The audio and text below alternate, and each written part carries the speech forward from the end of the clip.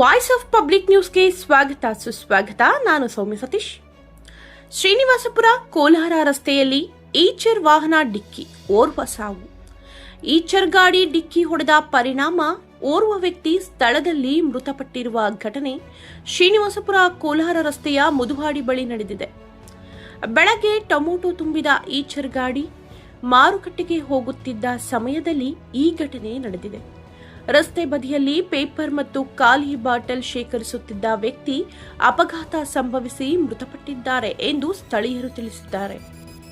ಅಪಘಾತದಲ್ಲಿ ವಾಹನ ಮಾಲೀಕ, ಚಾಲಕ, ಕ್ಲೀನರ್ಗೆ ಸಣ್ಣಪುಟ್ಟ ಗಾಯಗಳಾಗಿದ್ದು ಕೋಲಾರದ ನರಸಿಂಹರಾಜು ಆಸ್ಪತ್ರೆಗೆ ದಾಖಲಿಸಲಾಗಿದೆ. ಕೋಲಾರ ಪೊಲೀಸರು ಘಟನಾ ಸ್ಥಳಕ್ಕೆ ಭೇಟಿ ನೀಡಿ ಪರಿಶೀಲನೆ ನಡೆಸಿದ್ದಾರೆ. ಈ ಸಂಬಂಧ ಕೋಲಾರ ಗ್ರಾಮಾಂತರ ಠಾಣೆಯಲ್ಲಿ ಪ್ರಕರಣ ದಾಖಲಾಗಿದ್ದು ತನಿಖೆ ಮುಂದುವರೆದಿದೆ.